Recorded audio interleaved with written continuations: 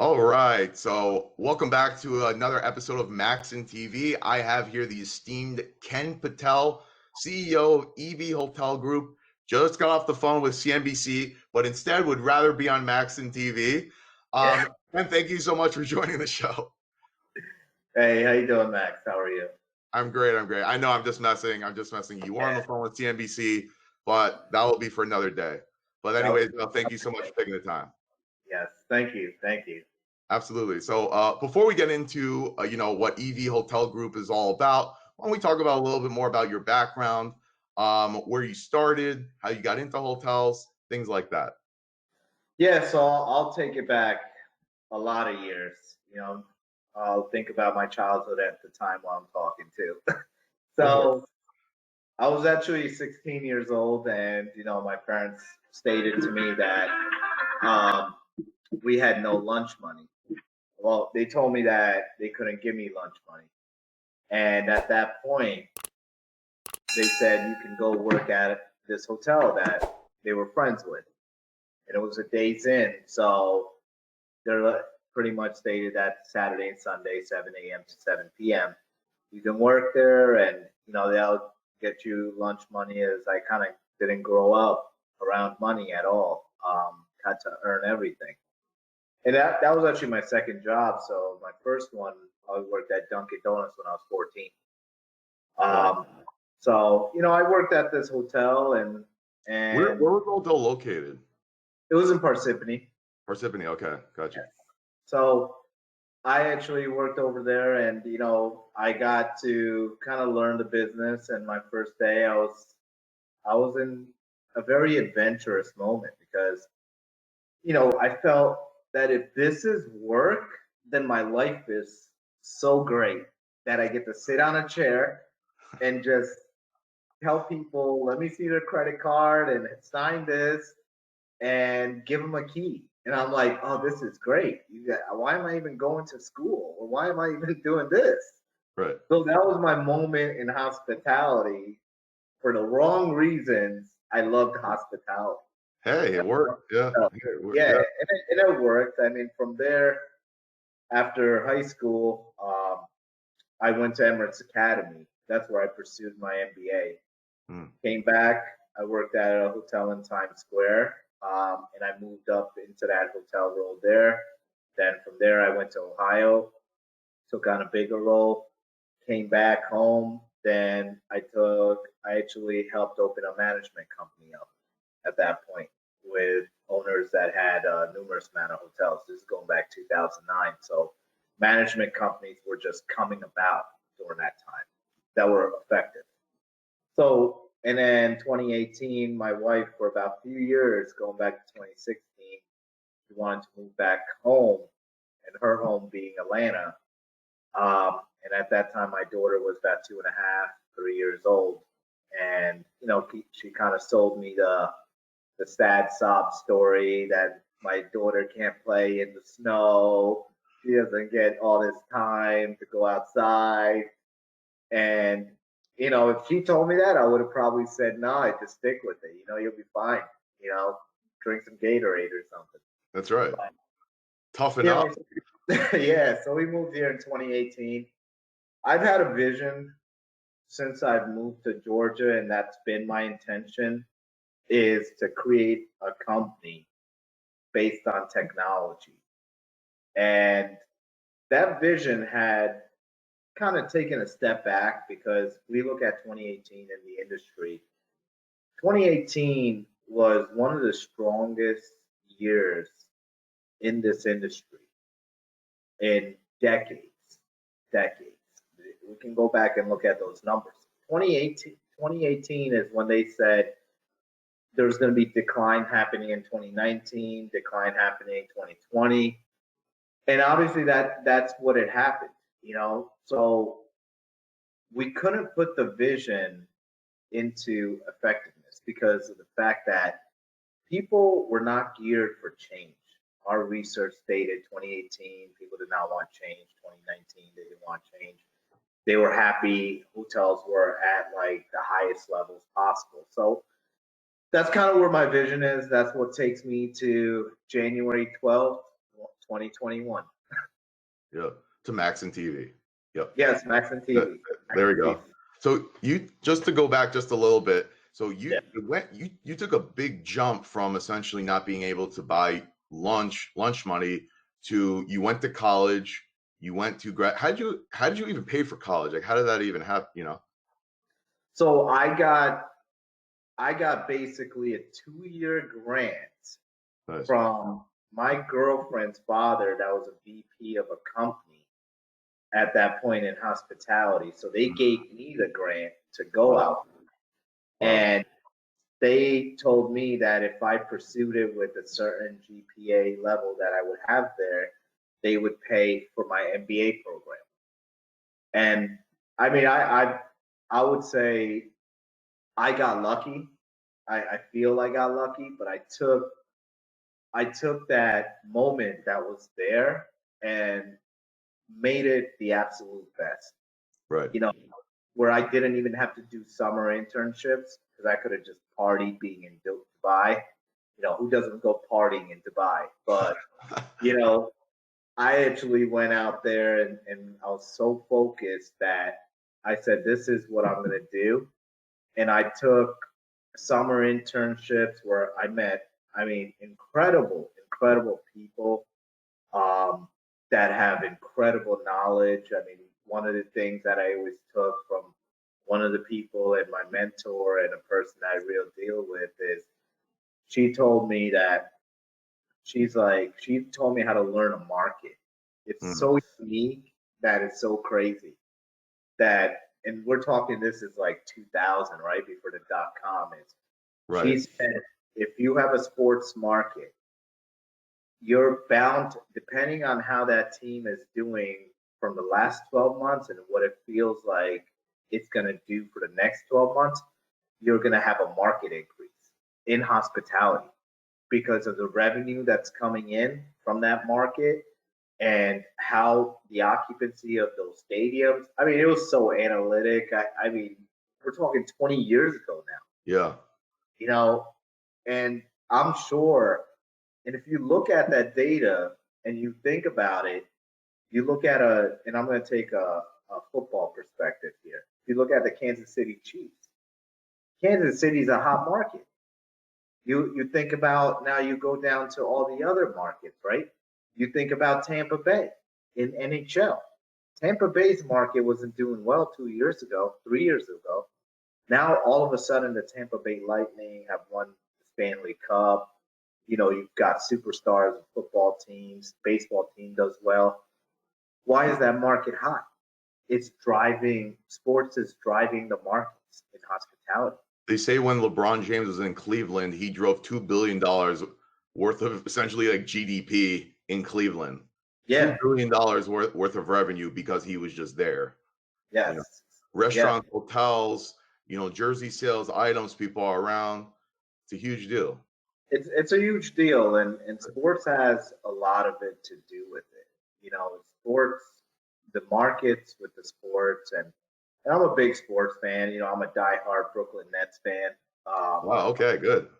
Yeah. Finally, we have a team. Right. There we go. Now it's time to build a hotel around it. Now's the time. Yeah.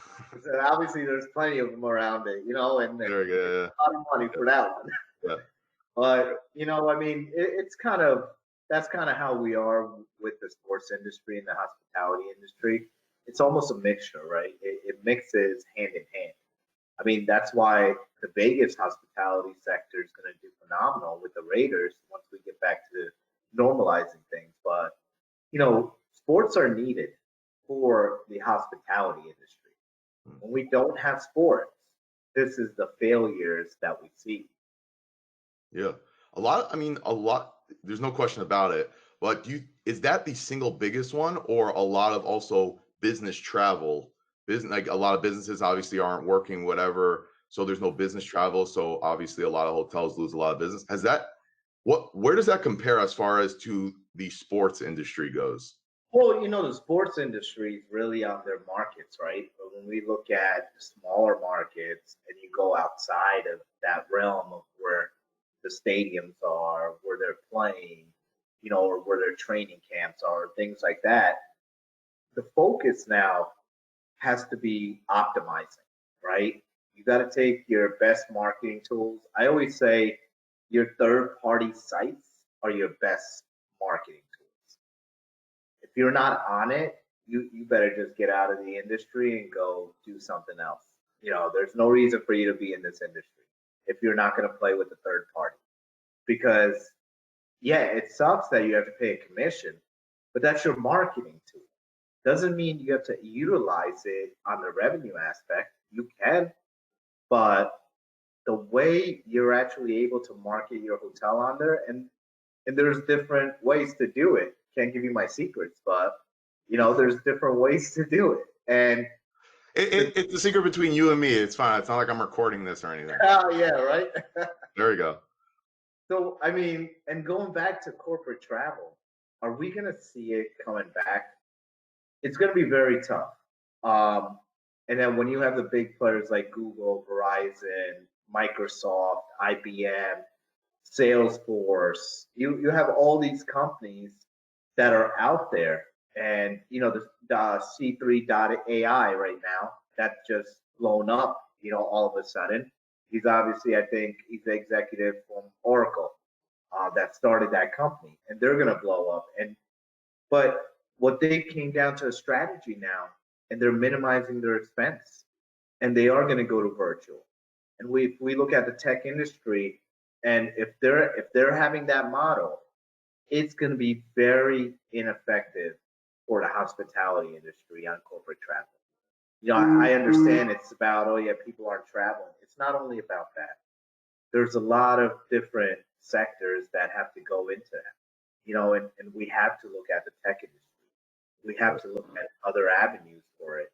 And it's going to be more regional travels. But there are markets. Now, if you compare that, the markets that were regional markets that did not have airports attached to that market, their travel is still happening, but it's more regional travel. Right. And so you see it kind of going into the sport. You're really bullish on the sports markets, essentially. I am very bullish. Right. I'm bigger than the bull on the stock market when it comes. There we go. Just if you're bullish on people coming to the stadium, I highly recommend you not build anywhere in the vicinity of where the Marlins play. Yeah. That's actually very right, but I'm going to say that's very wrong too, because Derek Jeter is going to blow that. You're a believer in the Marlins. I'm a diehard Yankees fan, so I got to go after DJ, and I feel very strong. I grew up around the Yankees. I've been a Yankees fan since '96, my freshman year in high school. There you go. Well, they just landed some great prospects there. I am the happiest person. We finally got a what's his name? Stephen Cohen. Hedge fund money, owner. doesn't care, wants to win. I love it. He's like a reincarnation of George Steinbrenner. Yeah, I already knew because I know him following the stock market. He's a huge hedge fund guy, and he was gonna pump the money. I mean, I always feel the stock market guys, they know how to take care of their investment. Right. So this is his investment, and he knows how to maximize that profit on it. The only way is to get visibility. So, I mean, he's able to now get visibility. He's hired the best people around to do the job. And, the Mets for years now are going to be able to say they're a top 5 team. I think they're going to win a championship. I think he's going to deliver on his promise. A lot of my friends don't think so, but I'm like, how much? How much you want to put up? And, I think they will. I think their goals are right. I think what he's willing to do, and what he wants to do, he's going to put up a good product. I think it's finally the Yankees have some challenge now. So, but we always, and I said this on one of the podcasts, we're like the Yankees in hospitality, because we don't bat for average. We don't go for average. We want to hit that home run. We only find the best to hit that ball out of the park. There we go. So this is a great segment into what you're doing now, EV Hotel Group. So it's very much, as you roll on your website, hotel management providing AI solutions. In your own words, what does that mean? So it's it's kind of a complex deal when we look at it, but just speaking to somebody that might not know hospitality or has been in there for a minimal time, probably less than 10 years, it's an autonomous operational tactic where it's for revenue management, back office. It's to make human life better. It's to kind of take the stress away from all our employees. It's to provide more analytic data where we are driven on data in hospitality. It's in your AI is in your PMS, AI is in your booking agents, AI is all around already. But we're focused on taking those fundamentals and creating a whole new aspect of hospitality. And that goes on your guest scores, guest insights. It goes on back office operations. It goes on how the front desk operates. We're making everything digitalized. We're creating the ultimate guest experience. And the example I always give is you're about to get onto a Delta airline flight from Atlanta to Miami. Okay. And you're 24 hours away. You get a text message saying you can board your flight. You can check in your flight. Now, you're 24 hours away. Now, Yep. You board your flight. Your payment's already taken when you made the reservation. They're not letting you make a reservation and not take a payment. So they've taken your payment. Now you're able to board your flight. You get to the airport. You see these ticket windows. You're like, see ya. And you're going straight to the checkpoint. And now you're at the gate. The only time you're showing your boarding pass, you haven't showed your boarding pass at all. The only time you're showing your boarding pass is when you need, and I use this philosophy, when you need to get into your room. Right. So that is kind of our concept, is we would create that ultimate guest experience where they wouldn't need to show their credit card. They wouldn't need to show their ID. They wouldn't need to sign a reg card. We have that already. And then for the GMs, they wouldn't need to scan in it every invoice. They would just throw 30 invoices into the scanner, scans itself, and puts it into software. So the team now has more of a focus on the guest itself. We would drive everything with analytics. We would drive everything with data. We guarantee, and there's no management company that can make this guarantee. We would be the first in the industry to do it. We would guarantee over 42% GOP. We would guarantee under 20% on your labor percentage. It's because everything is technology driven. We would have an RM software that would take your data from your PMS, integrate it in our RM in 10 minutes. And now you would have all this sorts of data. We would make sure every guest has a voice. That doesn't mean as a medallion system that a guest can only get a survey every 90 days. So if you sold 1,200 room nights at your hotel, only 200 guests filled out a survey. That's usually the average. Might be a little bit higher, might be a little bit lower. Did 1,000 guests even get a survey? Did 1,000 guests even tell you how well your hotel did? No. And now your score that was 80% is only based on 200 guest reviews. Why is that? Why aren't everybody getting a survey? Because they randomize the process. And if a guest that, like you and I, if we stayed at, let's just say you stayed at a Hilton, I stayed at a Marriott. And then the following night, we stay at, again, a Hilton and Marriott. We're not going to get a second survey because we've already gotten a survey. So it's a broken system. Now, how do we fix that? We have the solution to fix it, where every single guest is going to have a voice. And that's our focus, is to make sure every guest is heard. So now we have a real scoring system where we have 100%. If your hotel is 90%, you are really 90%. If your hotel is 80%, you're really 80%. Not the 80% on selling 1,200 rooms, but you only have 200 guests. Because, excuse me. So in that aspect, we would dissect that amount. Even if the hotel's at 90%, we're still not happy, because where did the 10% fall through? The 10% fell through in another category. So our analyst would dissect those numbers and make sure that we're being more effective. Is 90% a good score? 90% is an excellent score. But you're lacking somewhere. There's still You're not the New York Yankees for nothing, right? What's that? Got to be the best.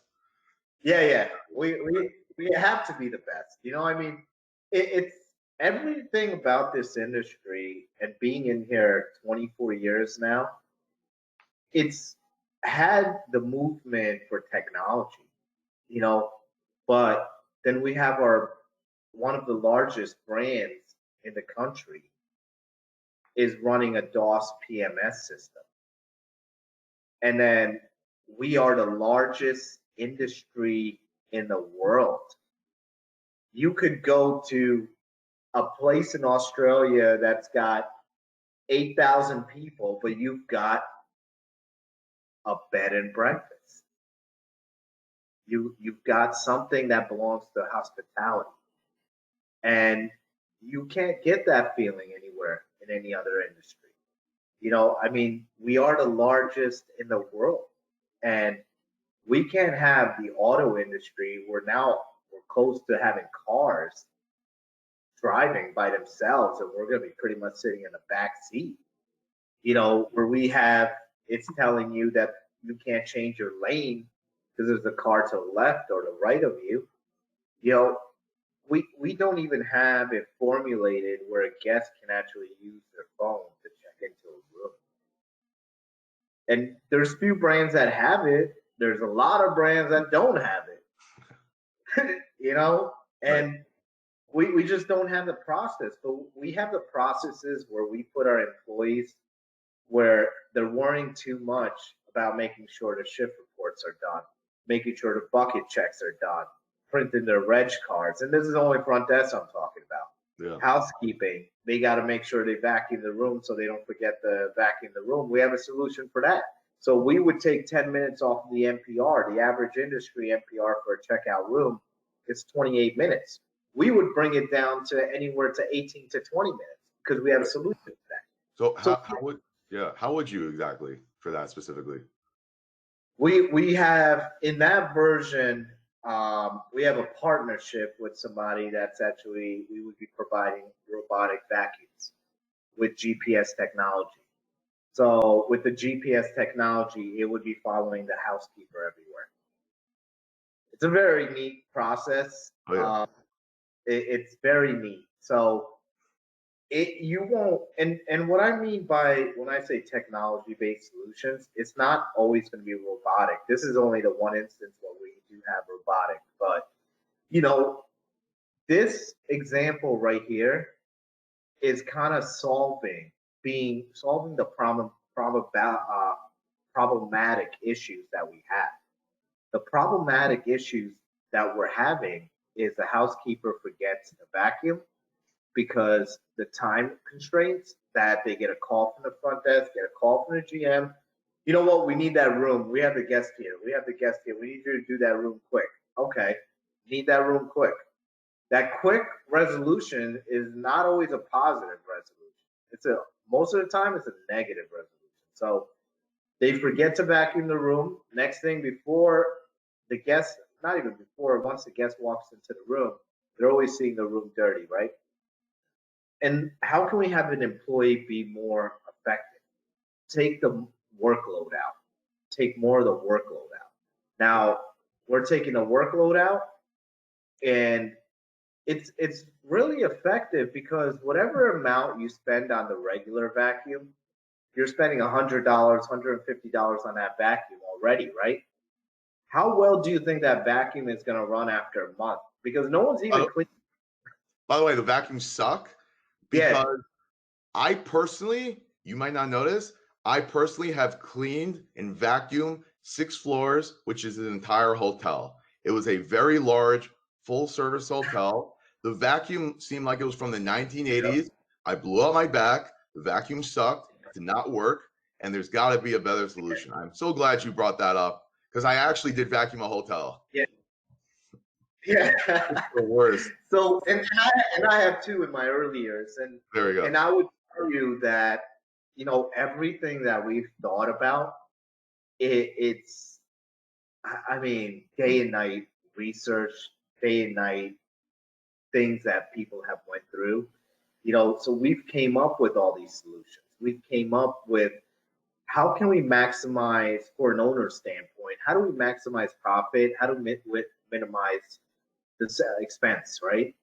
And at the same time frame is, okay, we're going to spend a little bit more now, but the end result is what you're going to see, the maximization on the profit.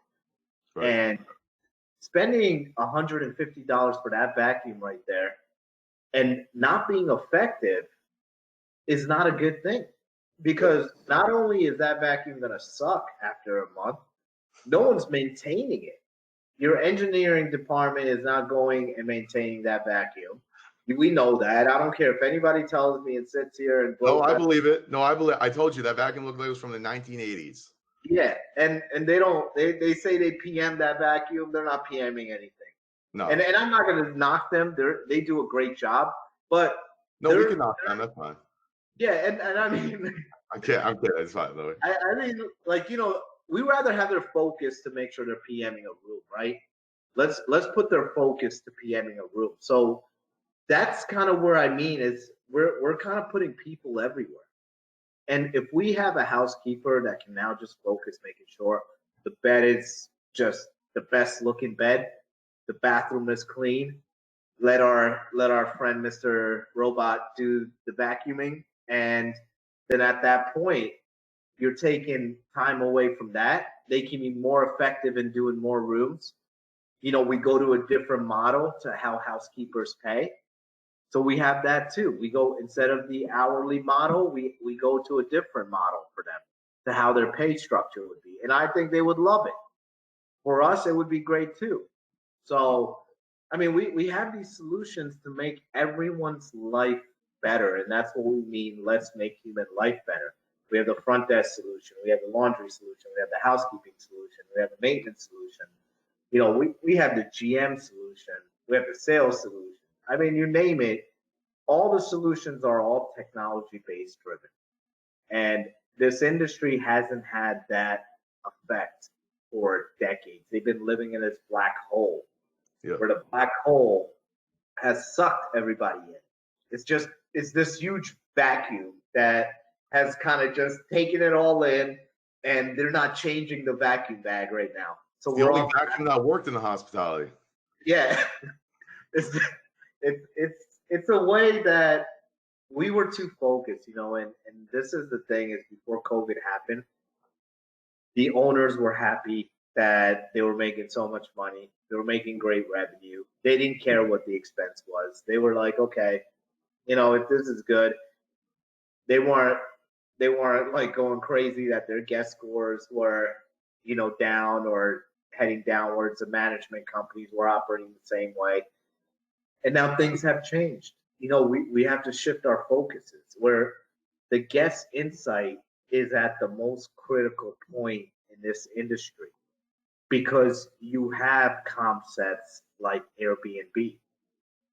Airbnb has taken a tremendous, and I'm going to say it again, tremendous market share of the hospitality industry as of April of last year, when they announced that they are not going to do housekeeping on a daily basis. We're not going to be providing breakfast on a daily basis.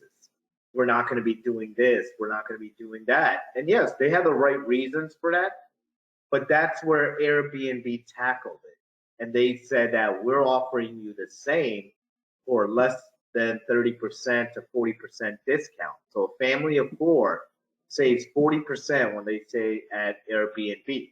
Is it for everybody? It's not, but they were able to find that loophole and tackle it. So now we have to go back to the fundamentals, and we have to go back, whether it's service, we have to go back to being efficient, and we have to tackle it all. and we have to make sure that the employee turnover is not at the highest points like it was, because we were creating too much on the workload. Creating too much on the workload, employees don't want that, because they were doing X, Y, Z, and now you're asking them to do A to Z. Yep. So as I mentioned, I did the vacuuming, whatever it is. I did vacuum one time, and I blew up my back, so that kind of ended that. But the employee turnover was outrageous, because in every single day, by the way, every single day, they would have 10 to 15 people complain every morning at 8 o'clock. My room was not made. Give them a free breakfast and a Compton night. So they're losing revenue on the room, which is a big deal. It's probably like $200 a night, let's say. And then they get free breakfast, which obviously costs the hotel. So you're losing around 200, around $200 a night, let's say, times 15 every single night, because everyone was overworked. They couldn't get to clean the room, and especially they're not compensated, like nowhere near where they need to be as far as to actually put the amount of work, and just where they're compensated is just so far off. You have problems like this, so it's driving revenue outside, and it just seemed like nobody cared, honestly. Yeah, and that's the biggest focus, right? Is I don't think the problem here, and I'm going to tell you this issue is that, and this is me being in the industry for 24 years, is no one can dissect the data, okay? It's not somebody that owns a management company. It's not somebody that runs a management company. It's not the owner. It's not your accountant. And it's not that they can't do it. They don't want to do it. They don't want to look at it, because if they went in and they saw that how many adjustments they had monthly, how many people that they had to take the revenue off because of service, and why did that service fail? It's because we didn't have onboarding. There's no onboarding. There's no brand identity. And employees don't understand the brand identity, and it's not their fault. It's not their fault. I always have to put this onto, and sorry for you HR people out there, but I got to call you out right now. So it's fine. I have another video on how not to interview people. So please, if you get back to HR, I love that. So our corporate HR teams need to really get better with the onboarding processes in our industry.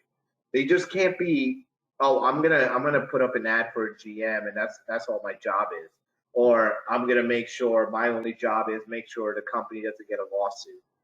No, that's not your only job. That's not your only job.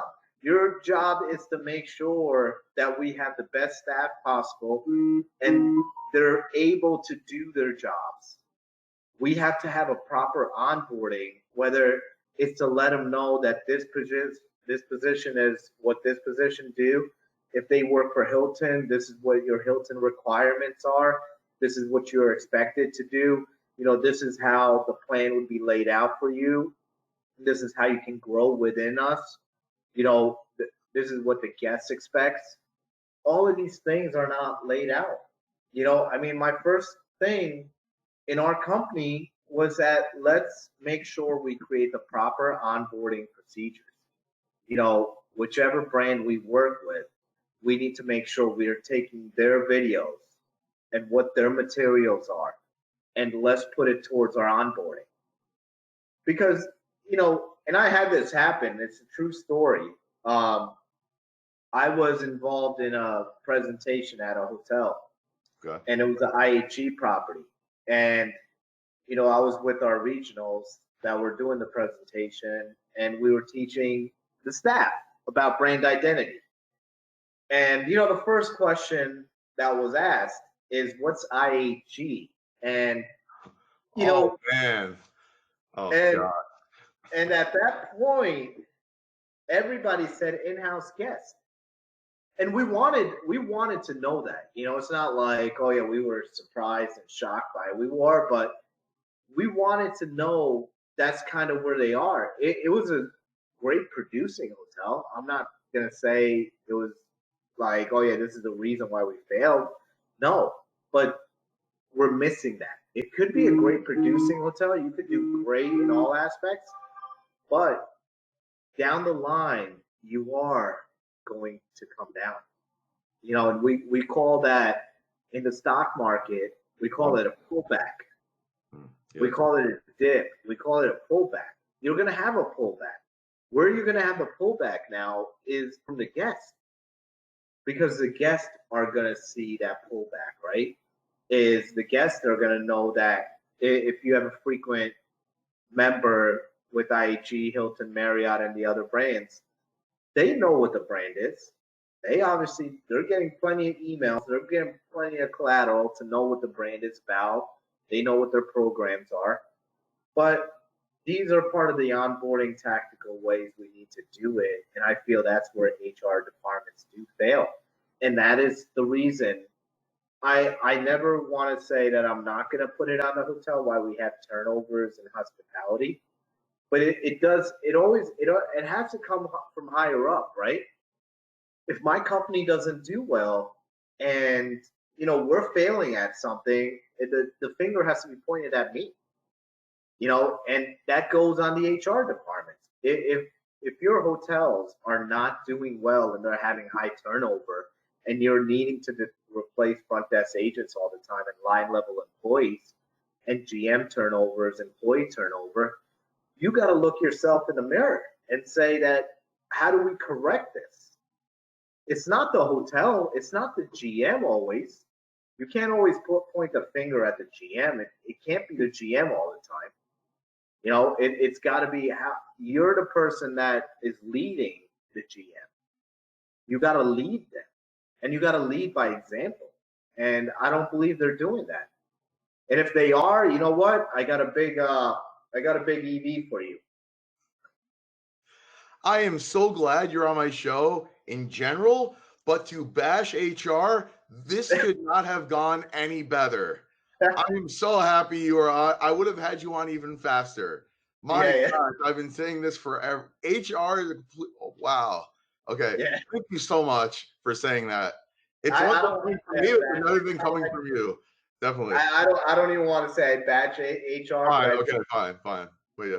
And I mean, just dealing with it and being with a management company and not with this, obviously, you know, we have it strategized a different way, but kind of dealing with it in my past experience, you know, it's, I got it just mind blowing me that, you know, I get speechless at times, you know, just like right now, I'm getting speechless on it, is because I can't put my finger on it to why there's not more emphasis, why there isn't more emphasis on that. And this is an industry issue right now. That's why we're having employee turnover, because we are not finding the best HR candidates. We are not finding those superstar people, and those superstar people could be without a job right now because of COVID. There's plenty of them out there. So I kind of tell these companies that are listening to this is find your superstar, evaluate your HR departments. If you're evaluating all your other employees, evaluate your HR department. And the only way you evaluate them is look at your employee turnover. Because if you have a high percentage of employee turnover, you have an issue. Yep. And you know what? A lot of these HR people, you know, they make $400,000 a year. It's a lot of money. And if you have a high turnover and if they're not doing their job correctly, not only are you getting screwed on that front, but you're also paying them $400,000 to do essentially something anybody can do. Anybody can hire anybody, you know? Yeah. And that's what I mean. It's not, I feel that department as we go every day at this point, and I'm talking to executives that kind of are in more of the Silicon Valley side of things. They're looking at developing the HR model, you know, and that's where you get the whole all-in-one HR model. I mean, we have a staffing solution. We have a partnership that we've partnered with to where none of our projects, whether we own them or we do third-party management, we'll never have an issue with staffing. We'll never have an issue at all with staffing. we won't have a day without a staff member. You know, so we've resolved that side of things, but that also has to do with making sure we have our proper onboarding. You know, not just, oh yeah, you know what, we need a front desk agent, we need somebody to cover 3 to 11. Let's just hire, you know, Moana from Disney to come work at our 3 to 11 shift today. You know, no, we can't have it like that. We can't have it like that, because who are you affecting at that point? You're affecting the guest, and if the guest gets affected, you're affecting your brand, and if the brand gets affected, you're affecting the ownership, and if the ownership gets affected, it's just a trickle down effect all the way, and that's why we're gonna see the COVID effect has been, for the industry, it's been an eye opener, right? It's been a huge eye opener. I mean, what were we? We were 14 years in a row with an increase in ADR. Just the last few years, we had a decrease in occupancy because ADR just was enormous levels. That the levels of ADR are not going to come back for at least 5 years. Those numbers are not coming back. So that means our hotels are getting more occupied. We're now geared to shift gears on occupancy. Now, when you shift gears on occupancy, the workload on an employee is at a higher level. So you need to make sure you have the right employees, your culture is good. And for the people out there, I don't mean culture as employees are happy at the workplace. No, culture means employees are happy, the guests are happy, the people that are at the corporate level are happy, the stress levels are low, you know, people are coming to work on time, people are not calling out. That's your service culture. It's not that you send out a survey, and I love how people use SurveyMonkey and from the corporate side of things, from the management companies, and send surveys out to these hotels and tell the employees to fill it out. Now, it's just, I go crazy with this because I'm thinking, do you really think that your employees are going to fill out a bad survey? Because at that point, they know they're not going to have a job.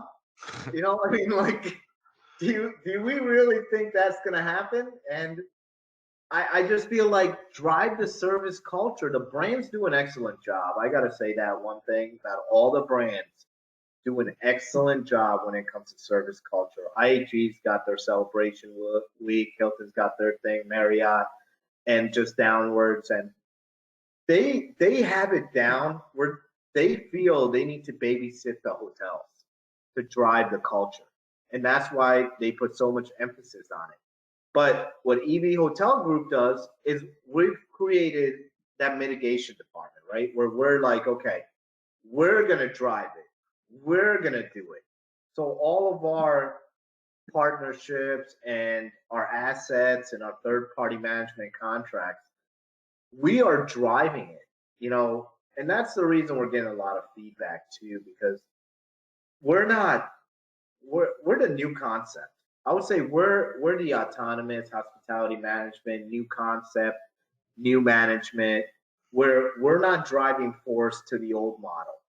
You know, we're not as you look at Marriott, Bill Marriott said he's passing the torch to his son, I believe it was, or his son-in-law. He's passing the torch.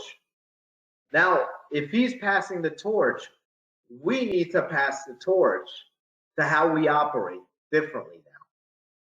Because we've had the same problems, the same issues for years now. We have to find new ways to change how we run operations, how we deal with guests, how we deal with employees, how we deal with hiring. I mean, it's endless. 100%. I was just listening to, do you know Tillman Fertitta at all? He's the Houston Rockets. He owns the Golden Nugget. Correct. I'm supposed to be doing something with them pretty soon. Oh, nice. You're going to go into the boardroom and everything, or? What's that? You're flying out to Houston and you're going to their corporate office? No. They have they have a new company that they went through a SPAC on the stock market. Sure. And they own the Golden Nugget. So they got they're taking basically a sports betting model. I don't know exactly how it's working, but I talked to somebody over there, and you know, they liked my idea. I liked their idea. You know, maybe something comes about it. Who Oh, I knows? understand. Okay. So Yeah, yeah, I know he was involved with a sports betting things, but I was trying to match it up with this, right? yeah. So it's more, so it's not necessarily, the meeting is not necessarily about his hotels or anything like that. It's more about the sports betting thing. Maybe you can add something to it. Yeah, I mean, we have, our industry is very diverse, right? Where you have, and for instance, you could have a guest today that checks into a hotel, and that guest doesn't come back for 3 months, right? It's not like you go to a BurgerFi and you love their burger, and Right. then you're going back tomorrow. Same thing with Chick-fil-A, McDonald's, all of it, right? Disneyland, Disney World, you know, you just name it, anything. But Walmart, Target, you know, you've got, so now we don't have that kind of segment. So we have to kind of hit, and it goes back to my analogy of we're hitting it out of the park. We want to hit it out of the park the first time we see that guest. You know, the first time we see that guest. So we want to hit it out of the park. And I always have this, I always say this to all my employees, is when a guest walks through that double door, first impression. When they, before they walk out of that double door, we need to create a lasting impression. So we have a first impression and a lasting impression. So you have two ways to get to that guest. And now our focus is really going to be there because of the fact of what we're doing.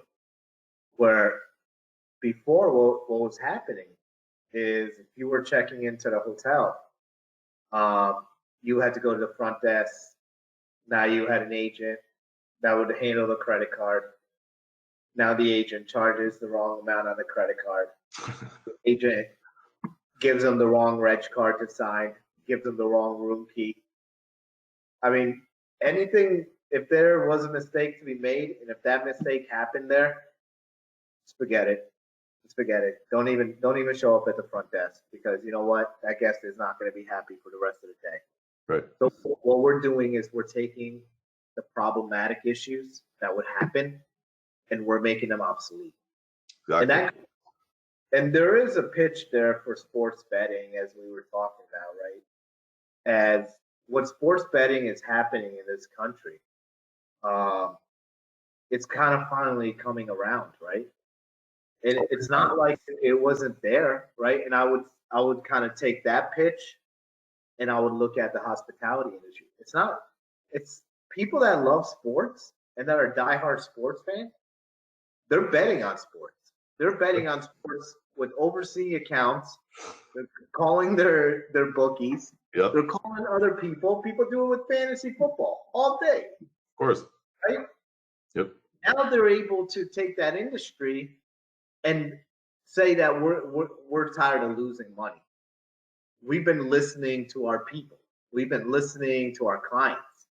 Now we need to make sure we go with this and we do it the right way, right?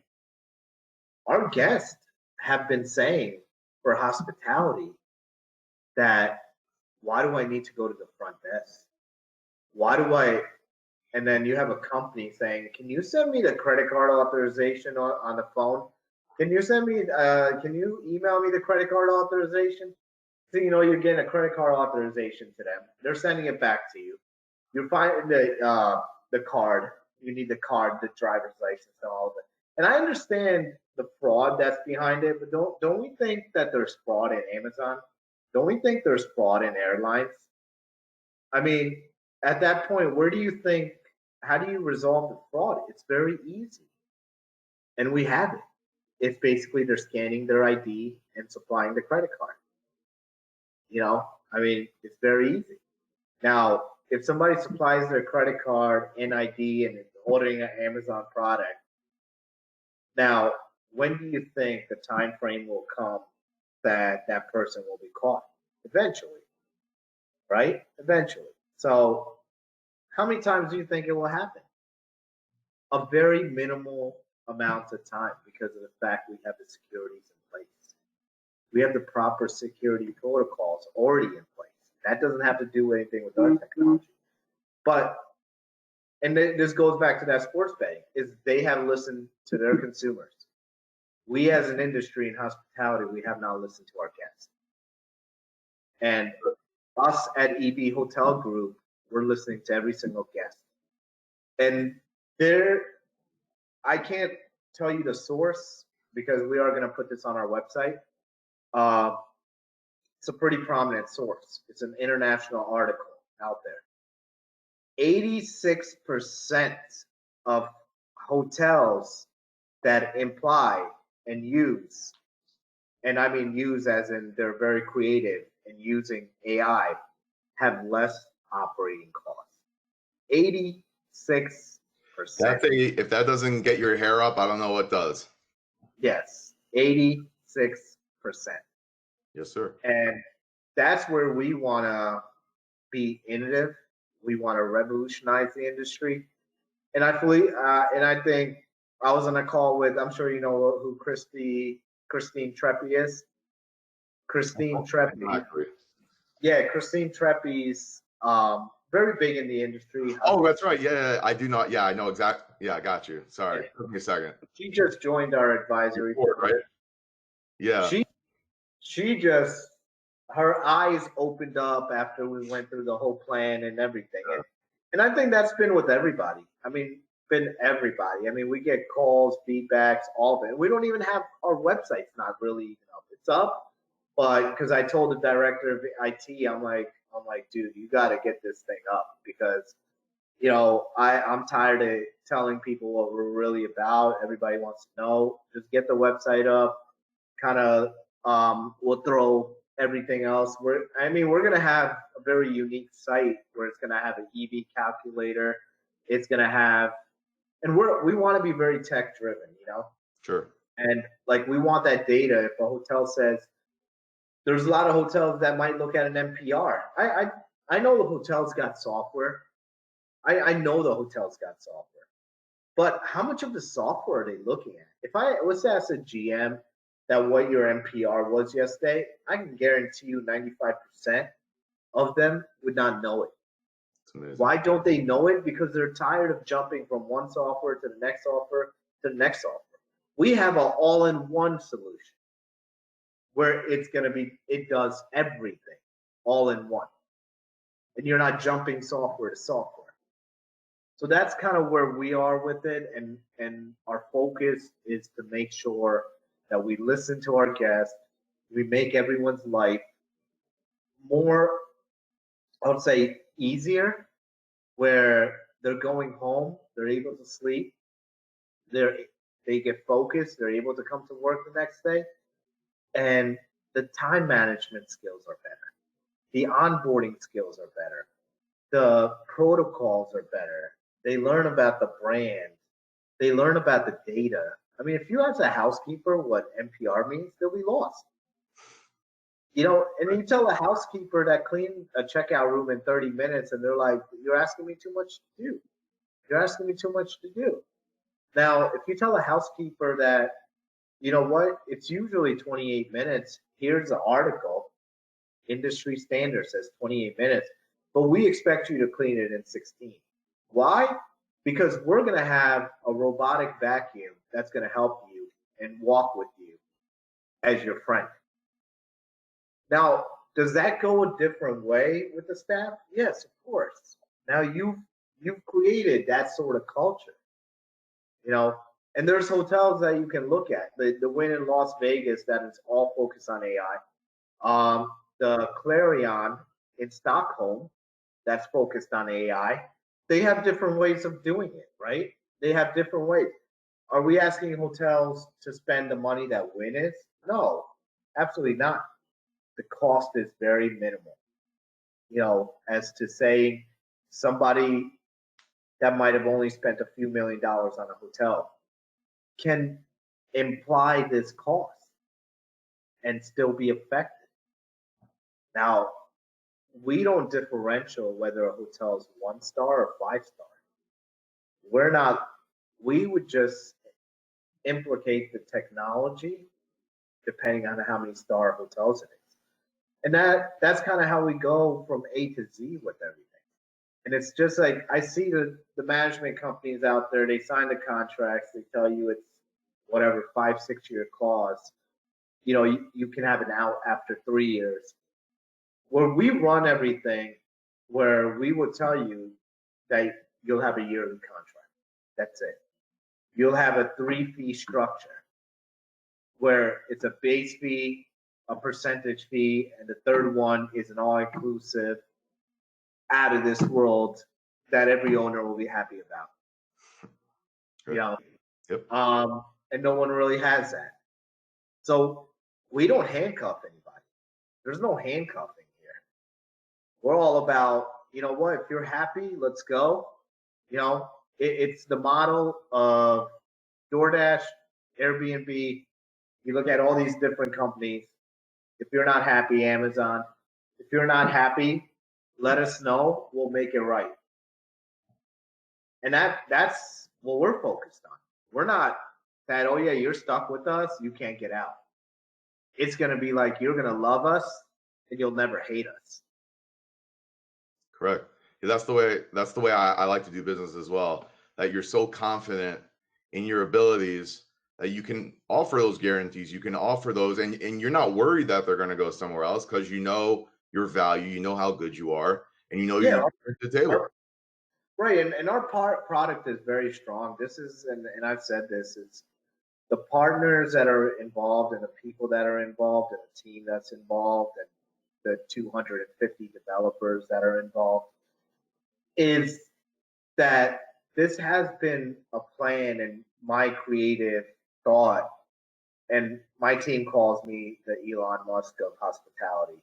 That's what they think of me. But, you know, they tell me I'm the Elon Musk of hospitality, where they're like, you have this vision.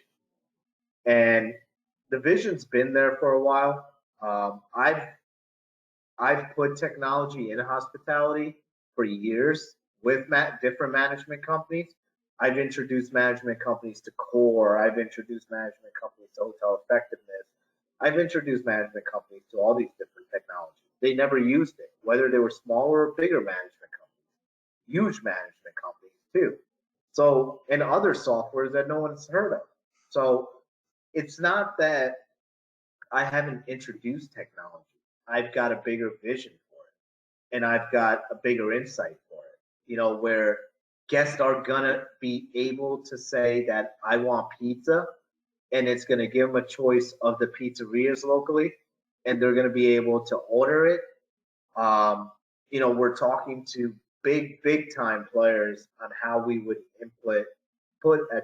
implicate technology into rooms for a guest experience, not the things that are already there, like streaming from your device to the TV. No, not like that. This is on a bigger scope. Of course. And it would make a guest experience. And does that mean, oh yeah, Ritz-Carlton can only get this technology? No. A Motel 6 can have this technology. A Days Inn can have this technology. A Wyndham property, a Choice property, IAG, Hilton, Marriott, everybody. And that's where we're not like focused on like certain people. We're focused on everybody. We're focused on owners. We're focused on employees. We're focused on brands. We're focused on different companies, how they operate.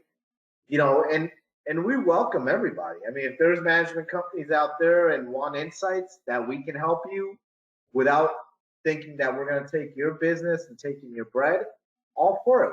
We'll help you. We'll guide you. I mean, we have no reason not to help one and each other. You know, that's what we're here for. And we have a vision, and that's where we believe in our product. There's people that believe in our product. We're in process of acquiring with somebody about a portfolio of 15 hotels currently. 15? So 15, yeah. 15. And then we have another conversation about 4 or 5, and another conversation of about 10. So we're only 2 weeks in. I think we're already up to 30. It's not a done deal, obviously, but we're kind of getting to a level where we didn't even think it was going to grow this fast. But no one's crying about it. You're smiling about it. Yeah. And it comes down to, it really comes down to science, right? It comes down to our industry's about data. We have numbers written everywhere. It's everywhere. There's a number. The rate has a number. The occupancy has a number. The minutes per room, laundry minutes per room. The chief engineer, get my PM done in 2 hours. There's the QA has a number. The medallion breakup per employee number. Yeah, there's an employee number. They're punching in the alarm clocks, the time clocks. I mean, you name it. Yep. We have numbers. Why is technology not there? Technology is data. It's analytic. It's AI. I mean, all of it. It's just there for a reason. 100%. You're going back to the hospitality business actually being hospitable, I would say, right? It's back to being super hospitable. And to be honest with you, every business can be hospitable, not just hospitality, any business. I was, as I mentioned, Tillman Fertitta, doctor's office. They also have to be, it's got to be the same thing. That's the same thing. They run with net promoter scores, medical facilities and all those. So they have a scoring system too. It's just the problem we have is not every guest is being heard, and it goes back to, square one. Is how do we resolve that? How do we resolve the workload? I mean, there's so many things. I think we had about 300 different case studies that we did. It's probably up to like 600 now, but I mean, we did a lot of research. We did endless. I mean, if we look at a week right now, I go working every single day. I put in almost about 150, 160 hours a week. Oh, that's it. And I mean, to the fact is, it's just because we're going super fast. I mean, we're going at a level that there's a lot of interest. There's a lot of people, and we're helping. So, I mean, not only I gave you the whole insight of how the company is, so we've also partnered with somebody, and now we're going to be able to, and listen to all you owners out there, this is very key. We're going to be able to do PIPs, property improvement plans. So when they have PIPs from the brands, we're going to be able to do that at no upfront cost. Wow. Zero donut. So we can do your PIP for zero and no upfront pocket cost to them. So, and we're doing this for a reason, is because we know the owners are struggling. I clearly want to be honest, even with everything that I've put out there, the owners are struggling. There's owners and there's hotels that aren't doing well, but the brands, obviously the brands have to follow their protocol. So they still have to get the PIPs done. So, and that's where we kind of said, with our backing, we would kind of do this to build on relationships, provide the gratitude that, we're going to be out in this industry and we're going to be here for a very long time. We've got the resources and we've got the tools already in place for that to happen. Right. So I was going to ask you, from everything that you're doing, everything that you're trying to acquire. So obviously you have one VC firm that's backing the hotel acquisition side. Yes. And so you had an investment from somebody else. Was there any investment to start this business also as well? No, just mine. My investment, backing of a personal friend that owns a hedge fund. So that works. Yeah, that works too. That works. Yeah. Does he wear a sweater in Greenwich? What's that? Does he wear a sweater in Greenwich? No sweater. No sweater. Oh, okay. We're actually, we were best friends in high school and we've always been best friends. So that's awesome. He took the financial route. I took the hospitality route. Some days, well, now I'll never say I'll take the financial route. But before I got into this whole segment, I would have probably said, yeah, I should have taken the financial route, but I mean, we're both happy. We've been talking about this. He never wanted me to move to Georgia because we were planning on this back in 2018. And we've been talking about it almost, God knows, every month since 2018. So we've kind of put a strategy in place. We've had things being worked on during that time frame, and we kind of just put the play. I mean, we put the plan in place, and we put in everything that we wanted to. We've been able to talk to certain people, and a lot of the people. Interest levels just at a level that I didn't even think was going to happen. I figured there were going to be people interested, but we're even having owners that have maybe 4 or 5 hotels, and they want to learn about our plan. And they've had management companies that have failed. They had to let go of management companies after 6 months because they can't figure out why their linen cost, their terry cost is enormous. And we feel that these companies don't look at that. And this is not to attack them. We wish they would change that. That would be a better business model for them to grow. Because right now, the analytic version of a P&L is going to be looked at way more than any year in the last 25 years. Because we look at all those line expense items, and we do our math, and we do our analytic version of it. We have supply chain relationships, so contract pricing across the board. So, these are how we're able to guarantee our numbers. We're able to guarantee over 42% GOP, guarantee a less than 20% labor percentage, because we know what we have. Oh, yeah. And so if I'm a hotel owner today and I'm watching this show, how do I reach you, or is there someone else to reach? How does one go about doing that? Yeah, the 2 best ways to reach us is evhotelgroup.com, our website. There's a contact us, or you can follow us on LinkedIn. Or you can send an email to evinfo@evhotelgroup.com. Right. And that will actually get it into our general mailbox, where it will be dispersed to the certain team members. Correct. Perfect. Well, this was a unbelievable interview. I've certainly learned something, and it was quite refreshing hearing about this because, I've spoken to a lot of other hotel executives that have also been saying the whole hospitality industry has been so slow implementing technology. It's crazy. To see that there's a real solution that can solve a lot of problems is very refreshing to hear. And I only wish you the best of luck moving forward. So again, thanks so much for joining the show. The Maxin show's the best. There we go. Thank you. There we go. Thank you. Appreciate it. Hi, this is Ken Patel, CEO of EV Hotel Group, and I'm watching Maxin TV.